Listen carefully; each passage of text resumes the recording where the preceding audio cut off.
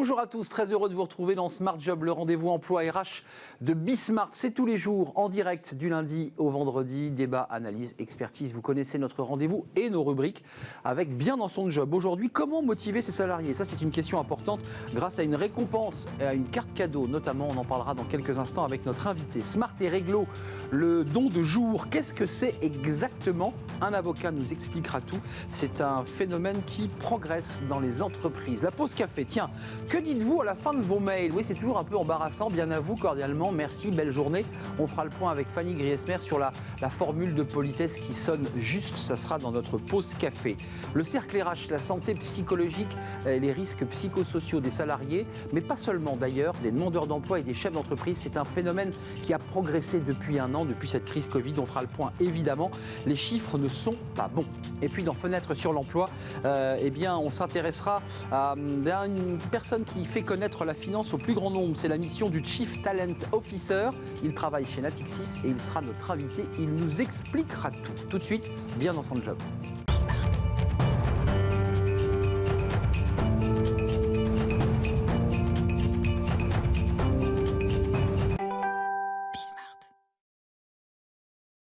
Bien dans son job, on va parler de la motivation des salariés. Ça, c'est un sujet important, c'est l'engagement des salariés. Comment faire pour les motiver? Alors, on connaît évidemment les primes, les bonus, ces formules traditionnelles. Avec Erland Duréo, qui est cofondateur de SoarWorld, on va parler d'une autre formule. Bonjour Erland. Bonjour. Alors, j'ai évoqué certaines possibilités de motivation des salariés. On les connaît, hein, sont les primes, sont les bonus. Vous avez inventé autre chose. Racontez-nous. Alors tout à fait, vous l'avez bien dit, il y a plusieurs outils pour les ressources humaines pour motiver leurs équipes, leurs collaborateurs, d'autant plus dans le contexte actuel qui est compliqué. La motivation n'a jamais été aussi importante qu'aujourd'hui. Ce que propose SoarWorld aujourd'hui, c'est une carte cadeau, une solution de carte cadeau pour les entreprises. Alors la carte cadeau, ça existe depuis longtemps. La particularité de SoarWorld, c'est que nous proposons une carte cadeau justement qui a été repensée pour qu'elle soit d'autant plus motivante. Voilà, de la manière suivante, c'est qu'on propose une carte qui est à la fois universelle et qui a un impact positif. D'accord. Donc très rapidement, universelle dans le sens où c'est une carte prépayée Visa, donc elle est valable n'importe où, elle est d'autant plus attractive pour le bénéficiaire de cette carte cadeau, et a un impact positif parce qu'on intègre les associations dans le dispositif de notre carte cadeau. Vous l'avez avec vous, cette petite carte, qu'on la voit quand même, la carte cadeau? Alors la carte cadeau, elle est dématérialisée, donc voilà. elle est sur smartphone. D'accord. C'est vrai que je ne peux pas vous la montrer physiquement, mais justement, c'est tout l'intérêt, c'est qu'on a voulu dématérialiser notre carte cadeau, d'abord déjà pour éviter d'émettre un support en plastique, et également pour répondre aux besoins des entreprises pallier les contraintes logistiques qui sont liées à une carte cadeau physique qu'il faut transporter, stocker et distribuer physiquement à ses salariés. Là, chez SoarWorld, l'entreprise a accès à une plateforme en ligne et en quelques clics, elle distribue ses cartes cadeaux par email. D'accord. Pour être très concret, vous dites que c'est un outil de motivation. Ça veut dire que sur mon application ou sur mon smartphone, j'ai ce petit onglet avec ma carte cadeau. Je vais la voir régulièrement. Comment ça se passe? On m'informe que je vais avoir une gratification. Comment ça marche, ce lien entre la gratification et le bonus que je peux avoir sur ma carte cadeau? Tout à fait. Alors nous, il y a deux axes sur l'impact positif qui est une fois de plus un parti pris clé chez SoarWorld. Ça fait partie c'est inscrit dans nos statuts. Donc on propose d'un côté aux bénéficiaires on encourage le bénéficiaire à faire un don de tout ou partie de sa carte cadeau, donc auprès des associations qu'il souhaite et associations d'intérêt d'utilité publique évidemment. Il a juste à cliquer, à accéder à sa carte et à se rendre sur le site de l'association qu'il souhaite et faire un don en ligne, ou bien il peut se rendre sur un menu au sein de l'application SoarWorld. On lui liste des associations avec lesquelles SoarWorld a des partenariats. Je pense notamment à 1% for the Planet, Surfrider Foundation Europe, SOS Enfants, etc. Ça, c'est le côté bénéficiaire. Et le côté de l'entreprise, elle peut également s'engager en reversant les montants qui sont expirés des cartes cadeaux, donc ces fameux montants qui ne sont pas utilisés par les bénéficiaires à la date de fin de validité de la carte. Au lieu qu'ils soient perdus, ils peuvent être reversés à une association que l'entreprise aura choisie. Ça permet du coup de donner une dimension, d'inscrire en fait la carte cadeau comme un outil RSE en lui donnant beaucoup plus de sens. du sens, avec évidemment l'engagement des collaborateurs qui vont flécher leur choix sur j'imagine, des associations humanitaires ou écologiques. Je vous repose ma question parce que je vais essayer de comprendre. On évoquait tout à l'heure les bonus, ça c'est très concret.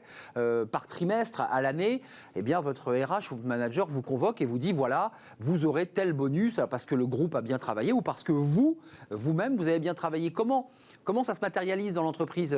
On vous dit, bah tiens, je vais te virer des points. C'est quoi? C'est des points bonus? Comment ça marche? Alors vous avez tout à fait raison, il y a les mécaniques de points qui sont de plus en plus utilisées parce que beaucoup plus ludiques et on cherche aujourd'hui un petit peu plus de gamification. On retrouve ça dans les challenges commerciaux, plus seulement, donc auprès des directions commerciales. Donc concrètement, l'entreprise va attribuer des points, alors va créer des challenges avec des objectifs à atteindre par exemple.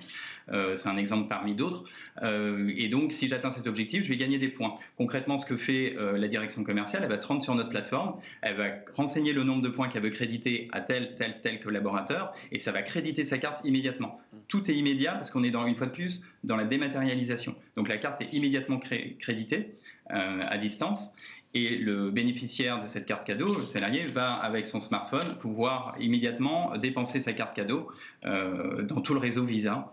Voilà, donc ça lui laisse un large choix. Donc tout le réseau Visa, qu'on soit bien clair, avec cette carte, je vais pouvoir effectuer un paiement avec cette carte, dématérialisée évidemment, on est bien d'accord. Et on est bien d'accord, donc paiement en ligne et puis en magasin avec le sans contact puisque c'est une carte qui est dématérialisée. Donc du coup, vous ne pouvez pas la rentrer dans un TPE, mais avec votre smartphone, vous pouvez payer sans contact, ce qui est rentré totalement dans les usages avec le contexte actuel. J'ai envie de dire malheureusement, mais ça aura eu au moins ce point bénéfique de démocratiser, on va dire, le paiement sans contact avec un smartphone. On a bien compris qu'il y avait la possibilité pour les collaborateurs de s'engager dans des actions humanitaires, écologiques, sociétales. Qu'est-ce qu'on peut acheter d'autre avec quand on veut se faire plaisir? Qu'est-ce que vous offrez aux collaborateurs chez SoReward? Alors, SoReward, on peut faire un don de tout ou partie de sa carte et après, on peut aller dans n'importe quelle enseigne de son choix puisqu'on est ouvert à tout le réseau Visa. Donc, on peut effectuer un achat dans une enseigne de mode, high-tech, électroménager, etc., culture. Donc, c'est vraiment, vous avez, vous avez tout le choix que peut vous proposer les commerces en ligne ou physique. Et c'est tout l'intérêt de notre carte cadeau, c'est qu'on n'est plus, contrairement aux cartes cadeaux et chèques cadeaux traditionnels, dans un réseau limité qui est fermé. On a cette contrainte de trouver l'enseigne qui pourra nous faire plaisir. Là, le choix est complètement ouvert. Juste un mot un peu technique, parce que c'est évidemment important de rentrer dans la salle des machines. Juridiquement, ça se passe comment les cadeaux? C'est considéré comme quoi? C'est des avantages en nature? C'est des gratifications? Comment c'est délimité juridiquement, cette carte cadeau? Alors, dans le cadre pour un salarié, effectivement, c'est considéré comme un salaire, donc c'est taxable, soumis aux charges salariales, avec la particularité qu'il y a les événements URSSAF qui vous permettent d'être exonérés sur un certain montant des cartes cadeaux. Donc, il y a des paliers. En revanche, si vous récompensez, c'est vrai que j'en ai pas parlé, mais il n'y a pas que le salarié, il y a les gens à l'extérieur de l'entreprise que vous pouvez remercier, motiver. Je pense notamment à des clients dans le cadre de fidélité. Je pense à des prescripteurs, des apporteurs d'affaires, des revendeurs, des distributeurs, etc. Donc, il y a tout un monde à l'extérieur de l'entreprise qui peut être susceptible de motiver. Et dans ce cas-là, ça devient juste une charge pour l'entreprise. Il n'y a plus une notion fiscale. Avant de nous quitter, je voudrais bien qu'on soit précis. Quand le salarié reçoit ses gratifications sur sa carte dématérialisée SoReward, il la reçoit sous forme de points ou ça s'affiche en euros? Il sait qu'à la fin de l'année, l'entreprise lui a versé en dématérialisé, c'est-à-dire sans argent direct, 3 000, 4 000, 1 000. Comment ça se passe? Comment il sait combien il a reçu? Alors, les points ont toujours une valeur en euros. Donc, on affiche une valeur en euros, tout simplement parce que quand on utilise sa carte cadeau, on est dans un marché, vous allez acheter en euros. Et donc, il faut que vous soyez conscient de combien vous disposez sur votre carte et combien, du coup, vous allez pouvoir payer. Sachant que avec notre carte cadeau, vous allez pouvoir faire un complément si nécessaire. C'est-à-dire, si vous n'avez pas le solde suffisant en euros sur votre carte, vous allez pouvoir compléter avec votre carte bancaire personnelle pour effectuer l'achat à la valeur avoir prévu. Donc ça, c'est assez intéressant. Ce qui est intéressant également, c'est qu'on gère du multi-devise. Donc on est une carte cadeau à dimension internationale. Donc pour une société qui a des équipes aux quatre coins du monde, elle peut distribuer cette même carte cadeau qui va être émise dans une devise en euros, en US dollars, roupies, yens, etc. Formidable. Merci Erland Duréo, cofondateur de SorryWard. Créé en quelle année, SorryWard ? 2019. 2019, c'est une jeune entreprise qui se développe avec cette carte dématérialisée, parce que vous y tenez beaucoup, évidemment, c'est aussi un élément important en matière d'écologie. Évidemment, éviter le plastique au maximum, bien entendu. Merci Erland d'être venu avec nous en distanciel dans son job. Tout de suite, c'est notre focus juridique. On parle beaucoup de droit sur ce plateau et on va s'intéresser aux dons de jour. Tiens, c'est pas très éloigné d'ailleurs des sujets qu'on vient d'évoquer avec le fondateur de SorryWard. Les dons de jour, qu'est-ce que c'est exactement ? On en parle avec notre invité, il est avocat.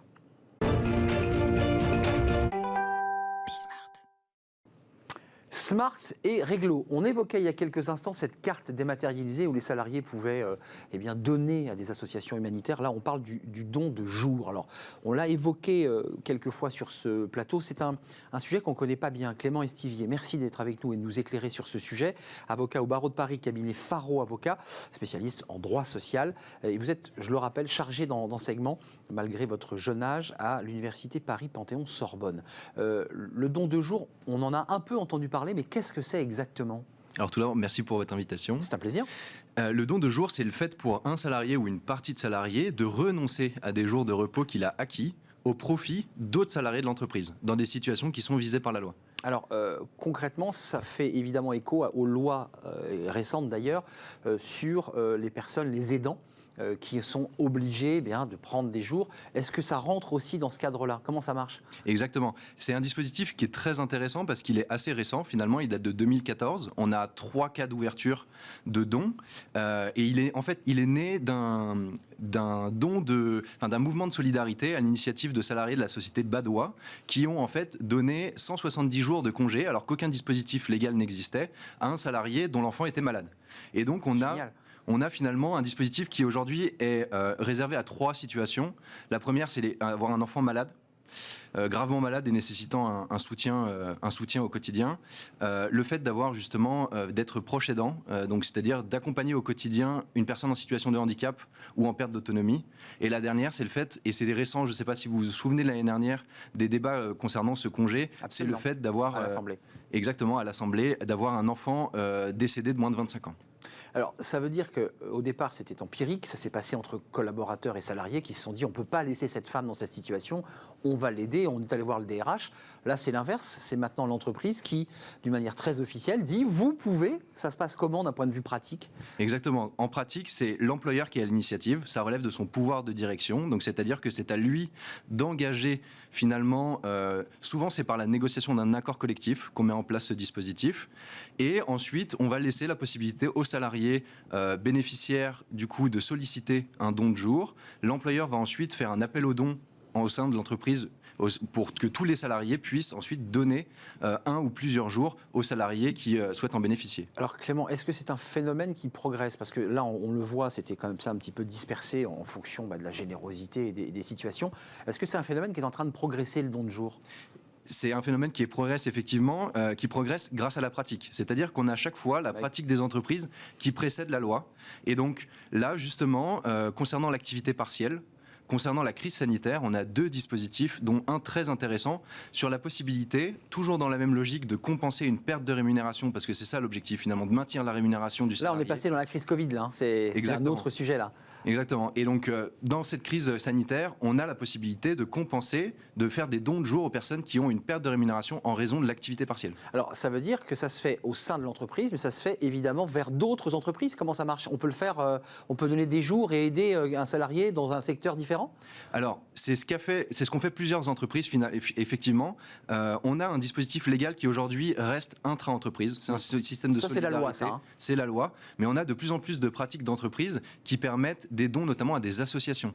Et ça, j'ai trouvé ça très intéressant finalement de le souligner parce que on est une C'est des dons en jours. C'est des dons en jours qui sont monétisés, Et donc monétisés. qui sont convertis en argent. Et on a des sociétés qui, je pense notamment à la société Matmut, qui l'année dernière a réussi à récolter 19 000 jours de repos. Donc à peu près 3 000 salariés, c'est-à-dire à peu près 6 jours de repos par salarié, dont l'abondement avec l'abondement de l'entreprise, ce qui représente à peu près 1,2 million d'euros finalement à 3 associations pour la lutte contre le Covid-19. Donc c'est une très grosse somme et qui est versée directement, donc qui bascule de jour. Et on calcule la journée moyenne. Elle est calculée sur quoi d'ailleurs? Sur la base Sécu? Comment on calcule une journée? C'est exactement la même manière qu'on calcule les indemnités de congés payés. Donc lorsque vous prenez une semaine de congés payés, on a une manière de calculer qui s'applique également en cas de don de jour. Donc la loi qui a permis de le faire au sein de l'entreprise, de nouveau on avance un peu plus. La loi n'avait pas prévu cette idée de pouvoir passer d'une entreprise privée à une association. Donc la loi va être un peu en retard encore une fois là. Alors la loi prévoyait l'année dernière un autre dispositif mais qui n'a pas très bien fonctionné pour les personnels soignants. Oui. La possibilité de donner des jours directement au personnel soignant. Exact. Et que ces jours soient convertis en chèques vacances. Mais finalement, la pratique en a décidé autrement et on a des entreprises qui ont décidé de passer par les associations qui luttaient contre la Covid-19. Donc d'un point de vue concret, ils reçoivent sonnant et trébuchant cette somme d'argent qui leur est versée. Pourquoi? Pour faire vivre les salariés, pour faire continuer à payer les gens qui sont en première ligne? Exactement. On a effectivement une association qui reçoit de l'argent pour... en fonction, on a par exemple la Fondation Abbé Pierre qui a reçu, qui faisait partie de ces 3 associations, qui a reçu de l'argent pour mettre en place des systèmes de repas, par exemple, pour les personnes les plus démunies, et également des associations pour le personnel soignant. Et voilà, ce qui est intéressant, c'est de voir que ça a dépassé le cadre de l'entreprise. On sort de l'entreprise et on va vers des associations qui, je le redis, qui fait penser à ce reward dans cette carte où on donne la possibilité aux salariés de pouvoir flécher ces gratifications vers des associations humanitaires, écologiques et sociales. Merci Clément Estivier de nous avoir éclairé sur ce don de jour qui évolue finalement, vous le dites, au gré de la pratique. La pratique fait bouger les lignes.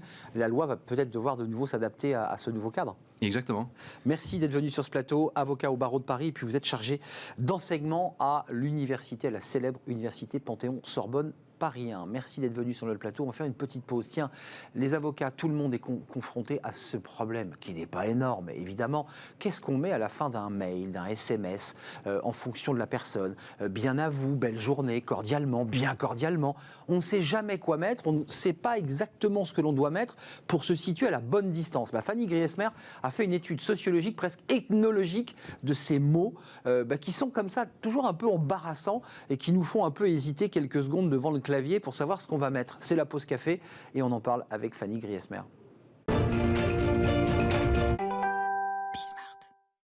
Fanny Griesmer, j'évoquais ce sujet, on a nos téléphones, on a nos mails, on a les doigts qui tremblent lorsqu'on écrit à quelqu'un que l'on ne connaît pas forcément. Ou qu'on connaît d'ailleurs. Ou qu'on connaît, et on a les doigts qui hésitent parce qu'on hésite sur la formule, sur... Dilemme quotidien au bureau, sur votre smartphone, sur le clavier de votre tous ordinateur. Oui. Comment signer ce mail que vous êtes en train d'écrire? Est-ce qu'il est trop long, trop court, trop poli? On ne sait jamais vraiment. C'est vrai qu'écrire un mail, c'est un art dont on ne manie pas toujours bien les règles. Il y a notamment ces expressions que l'on pense à tort élégantes, celles que l'on reprend aussi par mimétisme. C'est vrai, on vous envoie cette formule, vous dites ça fait bien. Belle journée par exemple. Par exemple, ou je reviens vers vous. On va voir tout ça. Bon, en tout cas, nos mails pro en regorgent. Le hic, c'est que parfois, ça ne veut pas dire grand-chose. Ce sont même des fautes de français. Alors attention, on va faire un petit point sur toutes les erreurs et sur toutes les expressions à bannir, si possible, de toute urgence, de vos échanges professionnels. Alors, concrètement, il y a une règle numéro 1. Oui. Le jeu. Le jeu. Le jeu est un autre? Non. On commence avec jeu ou pas? Certainement pas. Alors là, il s'agit. Coup de règle sur les doigts. Il ne s'agit pas tant d'une règle d'orthographe, mais plutôt d'une règle de savoir-vivre. L'usage veut qu'on ne se mette pas en avant en tout début de mail, pas en avant de prime abord. On optera plutôt pour une formule, on va dire, détournée. Donc on peut choisir quoi? Un adjectif ou un adverbe. Par exemple, à la suite de notre entrevue. À la suite de, pas suite à, je précise, ou pour faire suite. Dans l'attente de vous rencontrer... Oh là, attention, je donne des coups de règle. Je vous prie de bien vouloir trouver ici. Merci infiniment de votre mail. Voici, comme convenu, les documents. C'est parfait pour entrer de façon très directe dans le vif du sujet, sans utiliser jeu. D'ailleurs... Une expression qu'on a vue très couramment ces derniers temps, le « j'espère que vous allez bien ». Bah oui, dans une période de Covid. Vous l'utilisez régulièrement ? Oui, je l'utilise régulièrement. Et voilà. Eh ben, je vais faire- Incontournable depuis le début de Allez, bim. l'épidémie. C'est vrai que bon, vous commencez peut-être systématiquement vos mails par un « j'espère que vous allez bien ». Vous oui. pensez Et alors être poli, sympathique, plein de compassion. Alors oui, l'intention, elle est très bonne. La formulation, un petit peu moins. C'est un peu une phrase toute faite, celle qui, à force d'être lue et utilisée, perd un petit peu de son sens et de son effet. C'est un peu la version en distanciel du fameux « ça va ».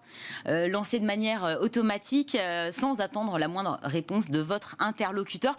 Moi, je propose, et en tout cas, j'ai adopté cette technique, un bon vieux « comment allez-vous ?» Ouais, Voilà. comment Et quand on allez-vous vous pose la question, répondez-y, c'est toujours mieux. Alors, bon, là, décidément, je commence à avoir très mal. Règle numéro 2.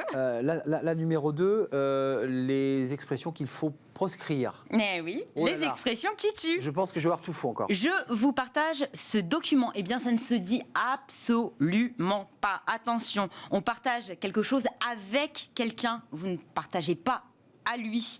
Est-ce qu'on partage vraiment un document ? Telle est la question. Alors, à la rescousse, pour contourner cette petite subtilité, la fameuse pièce jointe, à condition bien sûr de ne pas l'oublier. Oui. Veuillez trouver, si joint, le document Intel, ou voici en pièce jointe le document Y. Dans la catégorie ça ne veut rien dire du tout, on a je vous fais un retour, j'attends votre retour, ou je reviens vers vous, des formules que l'on rencontre très régulièrement pourtant. Notez tout simplement que le retour dans le langage professionnel, c'est avant tout une réponse. Donc voilà.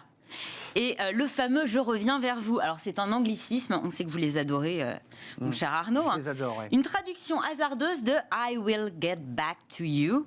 C'est ce que dit en tout cas l'Académie française. Les sages qui proposent d'ailleurs deux formules qui ont le don de la concision et de la compréhension. « Je reprends contact avec vous » Oui. ou « je reprends notre sujet ». Où je reprends Tout aussi langue pour efficace. utiliser des formules un peu empoulées du 19e siècle. Si vous voulez. Vous avez un petit côté comme ça, Nadine de Rothschild qui faisait des bien se tenir à table et attention, on met la Exactement. fourchette, on met le couteau à gauche. C'est exactement Vous êtes un ça. peu la Madame de Rothschild de la de toile. Smart Job. Oh là là. Il faut bien se tenir, dos bien droit, attention, Attention. on respire. Règle numéro 3, ça rigole pas. Le merci d'usage. Oh. Attention. Ah bon, on dit pas merci. Surtout à ne pas détourner. Vous savez, le petit merci de me répondre, merci par avance. Personnellement, moi, ça m'irrite. Des formules Enfin, très répandues là veut dire ce aussi. que ça veut dire, hein. Mais elles sont plutôt cavalières. Déjà, Bah oui. dans un premier temps, Ça veut on dire ne répondez-moi. remercie pas quelqu'un par avance, mais on remercie pour des choses qui ont déjà été faites. Et puis le merci de, en fait, derrière, c'est vrai que ça peut sembler poli parce qu'il y a merci, ce qu'en fait, c'est une injonction qui se déguise en C'est remerciement. tout à fait exact. C'est un peu celle qui a le don de nous piquer, celle qui nous donne envie de faire exactement l'inverse de ce qui nous est non demandé. Ça veut dire un peu mind-toi. Voilà, c'est exactement ça. Ça donne aussi l'envie de ne rien faire du tout. Donc, on évite. Un merci de m'envoyer le rapport.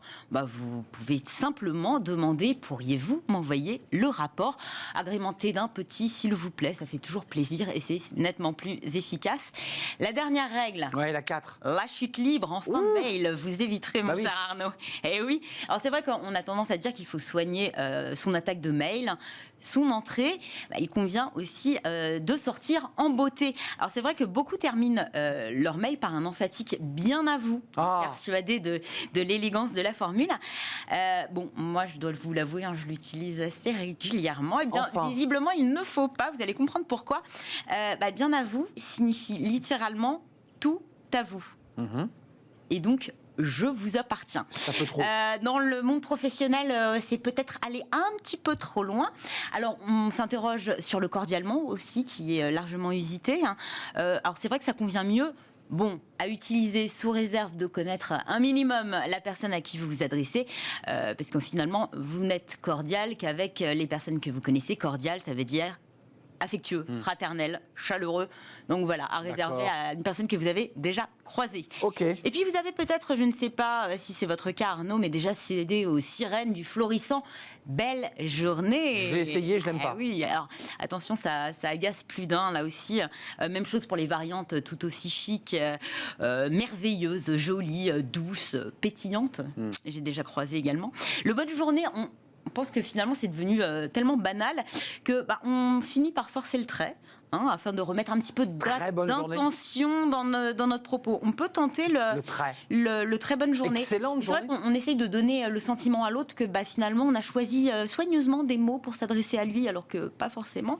Le problème, là encore, c'est qu'à force de croiser cette belle journée, il a fort à parier qu'elle finisse exactement pareil que ce bonne journée qui est très sobre, même sort réservé, à moins que vous renonciez de vous-même, à force de vous entendre dire que finalement vous vivez dans le pays des bisounours.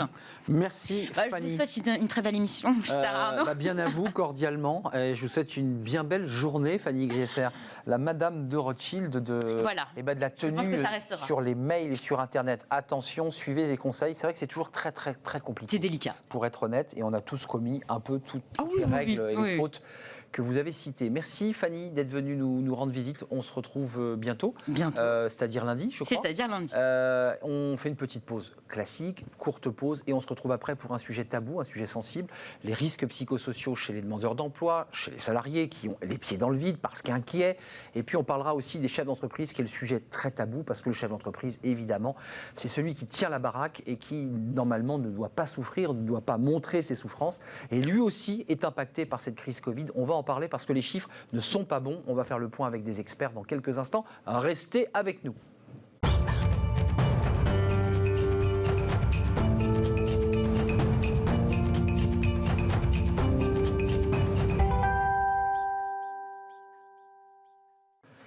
Le cercle RH, notre débat quotidien, on va parler d'un sujet un peu sensible, pour ne pas dire tabou, les risques psychosociaux des salariés, mais aussi des demandeurs d'emploi et des chefs d'entreprise. On n'en parle jamais de ces chefs d'entreprise.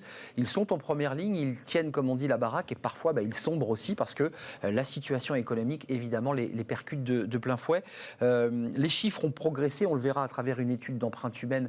Il y a une progression des dépressions et en tout cas des troubles psychosociaux chez les salariés. Il y a une inquiétude évidente, même si le chômage n'a pas progressé. Le chômage partiel, évidemment, a maintenu évidemment les salariés à leur poste. On fait le point aujourd'hui avec des experts. Christine Caldera, je suis très heureux de vous accueillir sur le plateau de Smart Job, secrétaire générale de la NDRH, l'Association nationale des DRH. C'est 5000 membres, c'est ça, 11 millions de salariés. Tout à fait. Donc on reviendra évidemment parce que vous faites des études régulières, vous trempez comme ça le thermomètre pour savoir quelle est la situation, et c'est vrai qu'il y a des inquiétudes, on en parlera avec vous dans quelques instants. Vincent Godbout est avec nous, bonjour Vincent. Bonjour. Vous étiez déjà venu sur notre plateau si je ne m'abuse. Tout à fait. C'est un plaisir de vous recevoir une nouvelle fois. Délégué général de l'association Solidarité Nouvelle face au chômage. Juste d'un mot, Solidarité Nouvelle face au chômage, c'est quoi exactement ?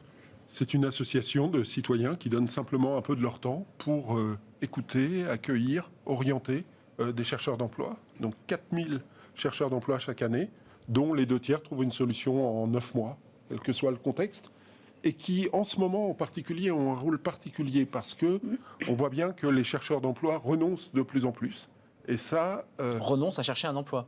Renoncent à chercher un emploi parce que la crise aidant, ont le sentiment que l'horizon de l'emploi s'est éloigné. Alors que il est de notre responsabilité individuelle, à chacun d'entre nous, de leur dire mais non, il faut y croire. Et la preuve, c'est que pendant cette crise, depuis un an, plus de 50% des personnes que nous accompagnons ont trouvé une solution. Donc on dit aux personnes, ne restez pas seuls face au chômage. Donc il y a de l'espoir. Il y a de l'espoir. Il y a toujours de l'espoir. Il y a toujours de l'espoir.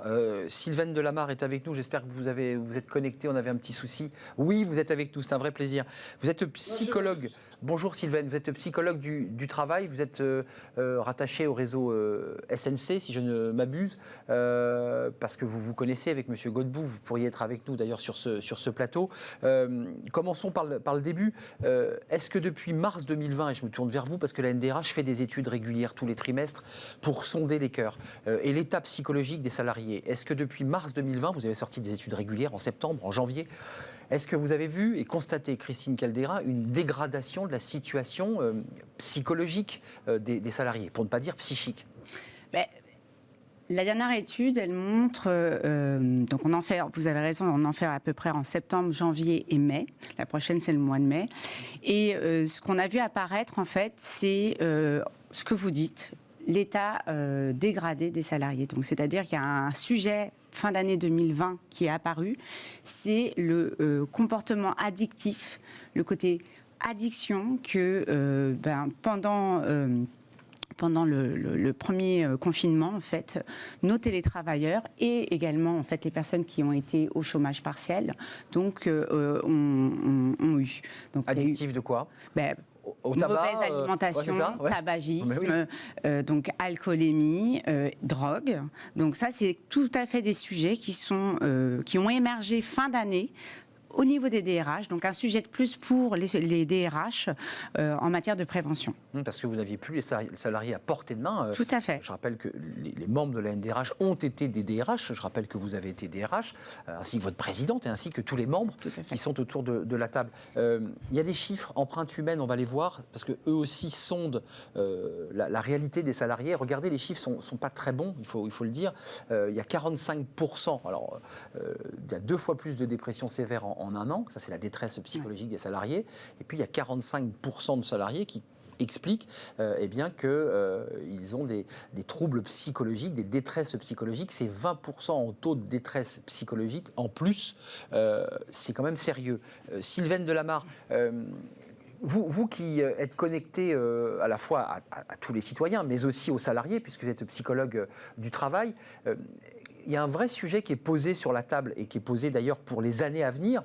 Est-ce que c'est le Covid qui a dégradé la situation psychologique ou est-ce que c'est le télétravail? Parce que cette question-là, il va falloir la trancher. Est-ce que c'est la crise Covid, la crise sanitaire, ou est-ce que c'est le télétravail? Puisqu'on évoquait tout à l'heure, avec Christine Caldera, des addictions des salariés qui ont un peu coulé.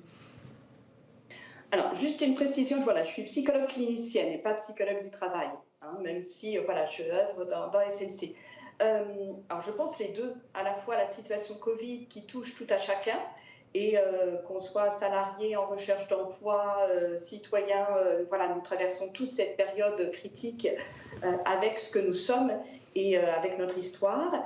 Et le télétravail également, effectivement, génère chez nombre de salariés une grande situation d'isolement et de détresse sociale. Et donc, ça veut dire qu'il faut que les entreprises prennent leurs responsabilités et rapatrient, lorsqu'il sera possible de le faire, leurs salariés, où elles doivent poursuivre l'expérience et la pérennisation du télétravail, parce que cette question-là est posée. Alors la question devrait se poser individuellement, c'est-à-dire qu'il y a des personnes qui traversent cette situation de télétravail de façon sereine parce qu'ils ont trouvé des modes d'adaptation et peut-être d'organisation qui leur convient, mais il y a ceux aussi pour lesquels la situation 100% télétravail devient insupportable, insurmontable, et on voit de plus en plus de salariés en télétravail qui font appel aussi aux médecins pour avoir un arrêt, parce qu'ils sont submergés par un envahissement et intrication de la vie professionnelle et de la vie personnelle. L'envahissement. Bien sûr, on va en faire un petit réglage technique sur la visio, on a compris le mot envahissement. Quelle est la position de la NDRH sur cette question? Parce que les risques psychosociaux, ils existaient avant, on est d'accord, c'était un sujet de qualité de vie au travail qui devait être pris en charge par les ressources humaines. On a le sentiment que ça s'est accentué. Vous avez le sentiment que ça s'est accentué, ces risques psychosociaux, qu'on a des salariés dans l'addiction, mais aussi des salariés qui sont en détresse? Complètement. C'est d'ailleurs la position de la NDRH vis-à-vis en fait des différentes institutions gouvernementales. On a souvent alerté et souvent poussé, rappelé qu'il était important que dans le 100% télétravail, on n'était pas parce qu'on a une certaine population qui est justement en difficulté et qui en détresse. Et donc, on a d'ailleurs rappelé à Madame la Ministre du Travail de l'importance de garder au moins une à 2 journées par semaine pour ces personnes concernées par cet état. Les demandeurs d'emploi, c'était des salariés qui ont été licenciés. On voit une angoisse très forte aujourd'hui des salariés. C'est un des éléments d'angoisse, c'est-à-dire j'ai peur, lorsque la crise sera terminée, j'ai peur de perdre mon emploi. Ça, c'est une angoisse très forte, on en parlera à la psychologue, mais vous traitez, je dirais, l'aval, vous traitez de salariés qui ont été licenciés, qui sont en chômage de longue durée pour certains. Et c'est très, très troublant, les demandeurs d'emploi, parce que ce ne sont pas des salariés, c'est une catégorie qui n'existe pas. Ce n'est pas un métier, demandeur d'emploi. Et donc, c'est des gens qui sont isolés, qui sont souvent dans l'ombre, un peu perdus et repliés. C'est pas un métier, et c'est le moment où on leur demande d'être le meilleur, alors qu'ils sont le plus affectés aussi. Et dans la période, c'est encore pire, si je puis dire, puisque avec OpinionWay, nous avons présenté notre baromètre il y a maintenant un mois, et le nombre de chercheurs d'emploi affectés aussi par ces difficultés d'ordre dépressif, addictif, etc., c'est près d'un tiers des personnes en plus. Augmentation d'un tiers. Augmentation d'un tiers. Ils vous disent quoi, ces demandeurs d'emploi? Ils sont dépressifs, ils ont des tendances suicidaires. Allons au bout des choses. Alors, une enquête de l'INSERM il y a quelques années disait qu'il y avait 14 000 décès par an qui étaient liés, directement ou indirectement, à la cause chômage. 14 000 décès. 14 000, plus que les décès liés aux accidents de la route. La route, absolument. Et donc, aujourd'hui, qu'est-ce qu'on fait? Et demain, lorsque la situation, nous en parlions juste avant d'entrer, mais lorsque la situation va reprendre, lorsqu'on va sortir du confinement, etc., il va falloir aussi qu'on remette les chercheurs d'emploi dans la boucle pour aussi revenir vers du collectif, tant au sein des entreprises qu'au sein du monde associatif avec les bénévoles, mais aussi dire aux chercheurs d'emploi, croyez-y, la situation est au bout du chemin. En tout cas, ils ont l'impression d'être un peu les oubliés du système, parce qu'on parle d'abord des salariés, on parle beaucoup des ressources humaines. On n'a jamais autant parlé des directions de ressources humaines, des DRH, parce qu'elles sont en première ligne sur ce sujet. Qu'est-ce que vous dites aux salariés? Parce que la NDRH a aussi un message à faire passer. Il faut s'attendre à quelque chose de dramatique en septembre, puisqu'on nous parle déjà d'une reprise pas avant septembre. Les chiffres disent l'inverse, des entreprises qui disent nous, j'ai pas envie de licencier. Comment ça se passe, ça, ce espèce de grand écart entre les angoisses que ressentent les salariés et la réalité des chiffres? Alors, moi d'abord, je voudrais réagir par rapport à ce que Vincent souligne, c'est que, en effet, les causes liées au chômage, on parle, donc l'enquête en question, donc elle date de 2016, donc on connaît tous les effets du chômage sur les personnes. En revanche, il y a peu d'enquêtes. Et si on regarde, en effet, c'est équivalent au nombre de morts sur le tabagisme. Et ce qui est étonnant, en fait, c'est le plan de prévention. Il n'y a pas de plan de prévention pour les chômeurs. Alors que on en entend tous parler. Les oubliés du système. Donc ça, c'est un premier point. Et c'est vrai que c'est un sujet que nous, particulièrement à la NDRH, on suit, parce que derrière ces 6 millions de chômeurs, on a quand même 1 million de seniors. Donc, autre sujet. Sur lequel vous avez élevé un peu la voix, d'ailleurs. Autre sujet de société, tout à fait. Et le deuxième sujet, également, c'est également les chômeurs de longue durée. Parce que c'est ces chômeurs de longue durée où c'est vraiment très, très dramatique. Dont des seniors, d'ailleurs, beaucoup. De plus en plus. Dont des seniors. Exactement. Oui. Exactement. Et pourquoi nous, à la NDRH, on suit le sujet, c'est que aussi, il faut souligner que ces chômeurs, la finalité, c'est de retrouver un travail. Et au bout du compte, ils arrivent en entreprise et du coup, ça devient un sujet d'entreprise. Pris en charge par l'entreprise, mais qui n'existe pas en tant que tel, parce que Pôle emploi est dans une gestion des flux. Juste, Madame Sylvaine Delamarre, c'est quoi les symptômes psychologiques de la dégradation d'un salarié en termes psychologiques, avec les mots d'une psychologue? Ça va être un vacillement du sentiment de la propre identité qui est bousculé par la perte d'emploi. Ça va être ce vécu d'échec qui va entraîner des sentiments de culpabilité, voire de honte. Également des éléments de dévalorisation de sa propre valeur, des éléments dépressifs qui peuvent surgir, comme ont été évoqués par les deux autres invités, des vécus persécutifs ou d'abandon qui peuvent réémerger, qui ont été vécus précédemment et parfois depuis l'enfance.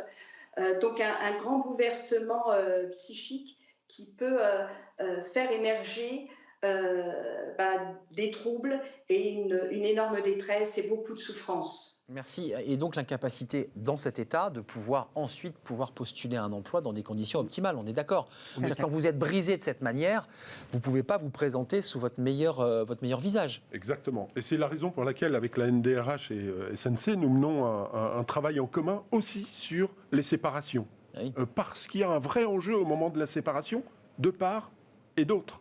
On le voit bien, nous, chez les personnes que nous accompagnons, les chercheurs d'emploi, un licenciement raté, ou maltraités c'est un coup de couteau dans le laissent ventre. des traces Bien sûr. de part et d'autre de manière très importante. Et on va publier un rapport en commun sur le sujet au mois de juillet, parce que ça nous semble essentiel de porter ce sujet, qui est un sujet orphelin, sur la table aujourd'hui. Parlez-nous de ça, c'est intéressant parce que vous traitez des salariés, c'est 11 millions de salariés, mais il y a aussi le off-boarding, pour utiliser un mot un peu barbare. C'est-à-dire quand ça se passe mal et qu'on se sépare de quelqu'un, ça arrive, il faut que ça se passe suffisamment bien pour pas que Sylvaine Delamarre le reçoive dans son cabinet brisé. Voilà, et c'est un vrai sujet. C'est un vrai sujet qui est peu mis en avant, peu valorisé par les DRH, puisqu'il faut savoir que on est en pleine conscience lorsque on accompagne une personne vers la sortie, et on est parfois conscient que ça va être très compliqué pour ces personnes-là de retrouver un travail. Et il faut savoir que nombreux DRH ont mis en place des actions d'accompagnement pour les sensibiliser à faire ce deuil d'entreprise. C'est très fort ce que vous dites. Deuil d'entreprise. Oui, puisque souvent c'est 25 ans de sa vie, c'est 30 ans de sa vie. Ça peut être parfois, exactement. Mais c'est surtout comment on les accompagne aussi à construire un nouveau projet professionnel. C'est-à-dire d'avoir une petite lumière comme ça au bout, qui fait que, de toute façon, on n'y coupe pas, vous êtes d'accord ? Il y a quand même quelque chose qui est violent, même quand ça se passe bien, quand on quitte sa boîte et qu'on fait son dernier jour, même si tout le monde a été sympathique, même si la DRH a parfaitement fait son boulot, on a un choc. Il y a une rupture, il y a un moment de dépression d'un point de vue clinique. Et à SNC, on a l'habitude de dire qu'en 9 mois, les personnes se retrouvent seules. Mais bien sûr. Et donc, cette période de deuil, mais Sylvaine en parlerait beaucoup mieux que moi, je ne suis pas psy, mais cette période de deuil, c'est le premier des travaux que mènent les bénévoles qui accompagnent ces chercheurs d'emploi. Sylvaine, je vous donne la parole puisque Vincent vous a lancé, mais on parle de deuil. J'avais jamais entendu ce mot adossé à une séparation d'entreprise. Le deuil, on l'a quand on perd un être cher. Donc c'est le travail qui devient comme un être cher, à l'équivalent d'un proche. On vit avec son travail. Tout à fait, parce que ce terme de séparation qu'on emploie maintenant, on parle de séparation professionnelle, et il résonne sur le plan affectif avec d'autres situations, et il doit être utilisé dans ce contexte professionnel, parce qu'il nous rappelle qu'il faut prendre en compte qu'il y a des sentiments qui sont présents dans l'étape de fin de contrat avec une entreprise, qu'il y a eu un vécu, qu'il y a eu un partage, qu'il y a eu des choix qui ont pu s'opérer, des choix personnels de vie qui ont pu s'opérer par rapport à cet emploi, déménagement, nouvelle organisation familiale, et qu'avec cette rupture d'emploi, il y a ce sentiment qui peut se développer chez le salarié qui est remercié, d'avoir gâché une partie de sa vie. C'est ça. Et parfois, les plus belles années, lorsque cette séparation arrive au bout de 25 ans de bons et loyaux services dans l'entreprise. C'est ça, comme une rupture amoureuse. D'ailleurs, on dit souvent, et vous ne direz pas le contraire, beaucoup de salariés disent « je suis amoureux de mon boulot ». Il y a ce mot-là qui ressort fréquemment, sans revenir sur le fait divers tragique de cet homme qui a fait un parcours macabre en allant exécuter, puisque c'est de ça dont il est question, des personnes qui avaient rompu son contrat et qui est venu se venger, donc en allant jusqu'au paroxysme. Il est d'ailleurs évidemment en prison. Comment on fait là très concrètement ? Parce qu'on a fait un diagnostic, on l'a posé. L'idée c'est quoi ? D'abord, c'est peut-être pas de se séparer du collaborateur, c'est essayer de le garder.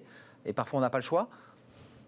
Mais je pense qu'on oublie trop souvent qu'avant d'arriver à une sortie définitive, le DRH, il regarde toutes les possibilités pour maintenir la personne. Ça, c'est vraiment le sujet, et c'est le sujet qui a fait écho par rapport au drame que vous venez d'évoquer. Mais je pense qu'on oublie trop souvent que le job du DRH ne s'arrête pas qu'à la sortie. Il est avant tout, c'est comment on l'accompagne, nos collaborateurs, les salariés, tout au long de leur vie dans l'entreprise. Vous n'êtes pas là pour signer des lettres de départ. Non, parce que c'est l'image d'Épinal du DRH. Le DRH, on va le voir quand on s'en va. Non, c'est pas ça, DRH. Non. C'est autre chose. C'est un accompagnement pas à pas. Tout à fait. C'est le développement de la personne, comment on l'accompagne dans son projet professionnel tout au long de sa vie. C'est intéressant que vous soyez rencontrés et que vous travailliez ensemble, je dis la NDRH et évidemment les Solidarités Nouvelles. Pourquoi cette idée ? Pourquoi avoir envie de faire ce pont, justement ? Parce que vous vous occupez des salariés.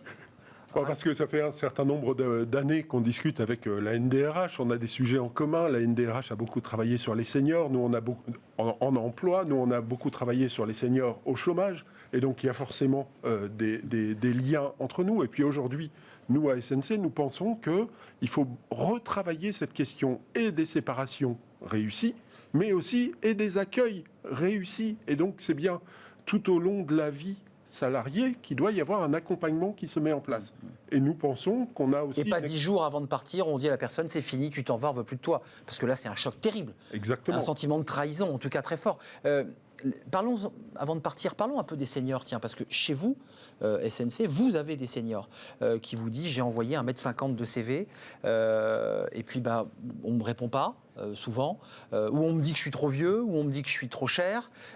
Vous avez fait des propositions, en tout cas, vous êtes en train de travailler sur ce sujet. On est en train de travailler sur le sujet, puisque en fait, en restant sur la thématique du chômage, c'est quand même près de 1 million de chômeurs, les seniors, et donc du coup c'est une question de génération, donc c'est un point très important. Donc c'est vrai que nous on travaille sur le sujet il y a eu un énorme travail sur comment maintenir les seniors en entreprise. Maintenant, c'est aussi comment, en fait, on les recrute. Et d'où le fait qu'il faut une synergie entre nos deux associations pour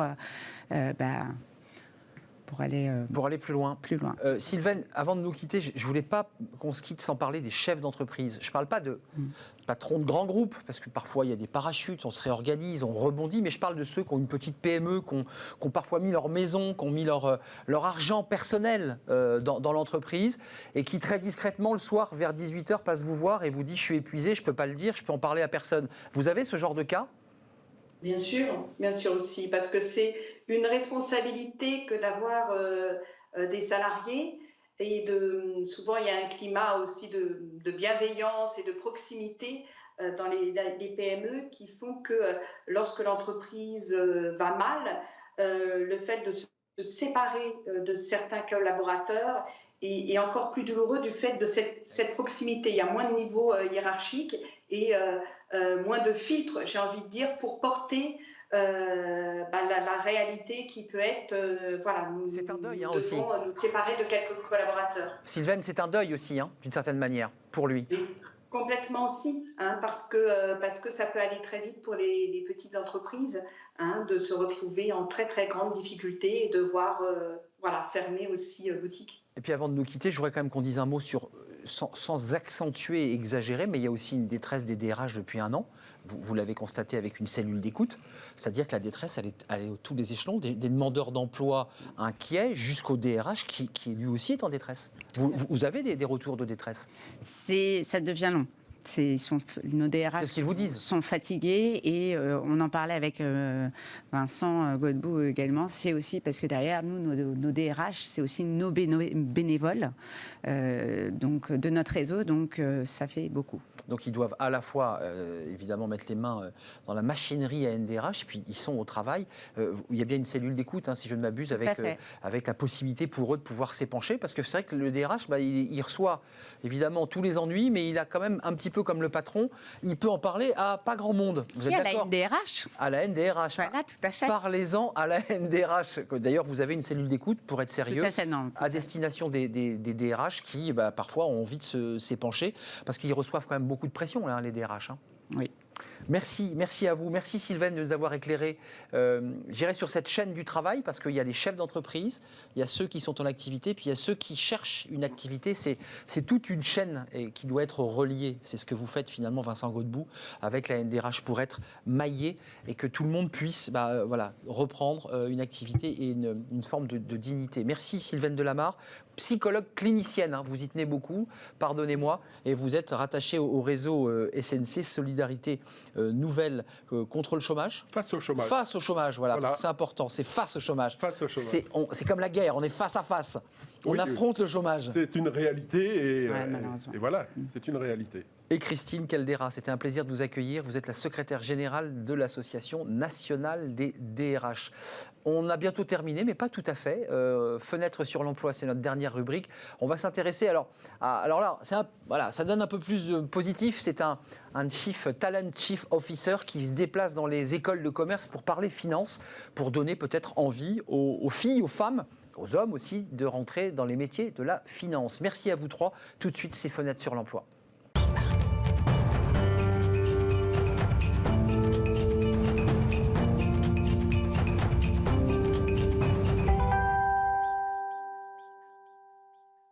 Fenêtre sur l'emploi. On a parlé d'un sujet très tabou il y a quelques instants sur ces risques psychosociaux. Là, on va faire du positif, la jeunesse, au contact de la jeunesse avec Christophe Lannes, Chief Talent Officer chez Natixis Investment Managers.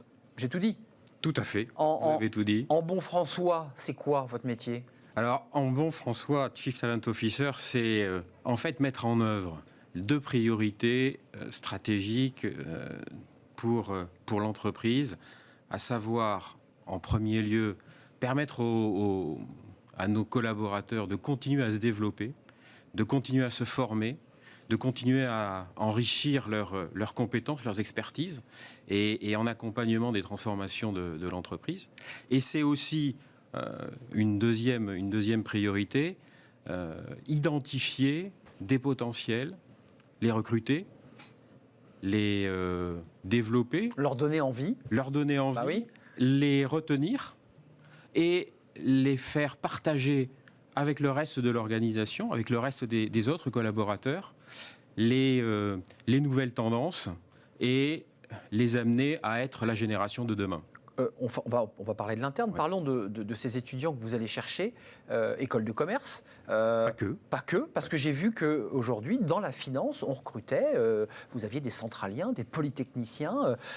Pourquoi? Parce qu'on travaille beaucoup sur les mathématiques, l'algorithme, on a besoin de travailler sur du chiffre.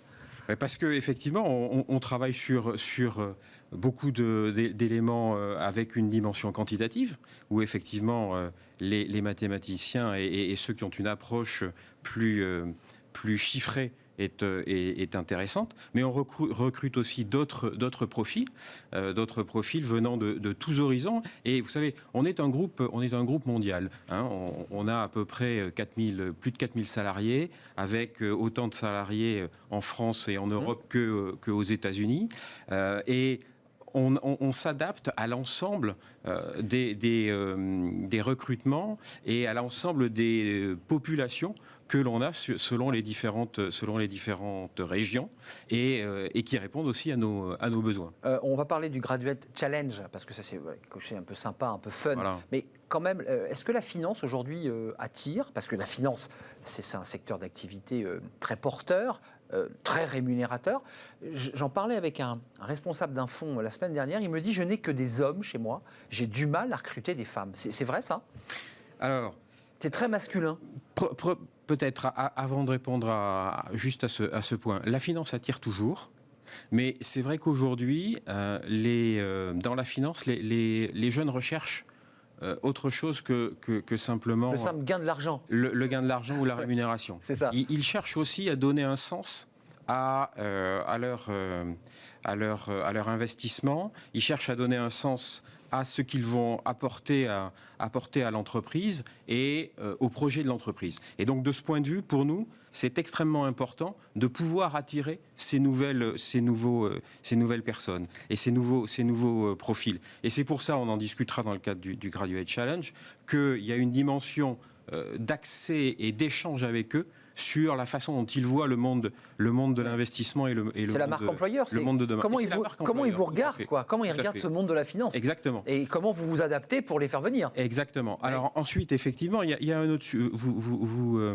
Les femmes. Les femmes, vous les avez... Pas assez nombreuses, dites-on. Pas assez nombreuses. Écoutez, chez nous, les femmes, on a le plaisir d'avoir...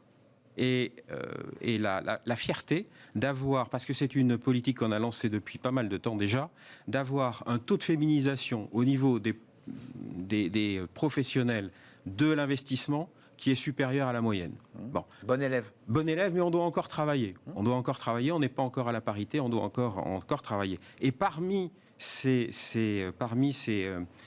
mesures que l'on mène, il y a notamment une mesure, on ne recrute, ou on se donne comme objectif de recruter autant de femmes que d'hommes. Et lorsqu'on recrute, quels que soient les types de postes, lorsqu'on recrute, essayez d'avoir systématiquement dans la fameuse shortlist des 2-3 candidats, 3 derniers qui sortent, a priori plutôt 2, autant d'hommes que de femmes.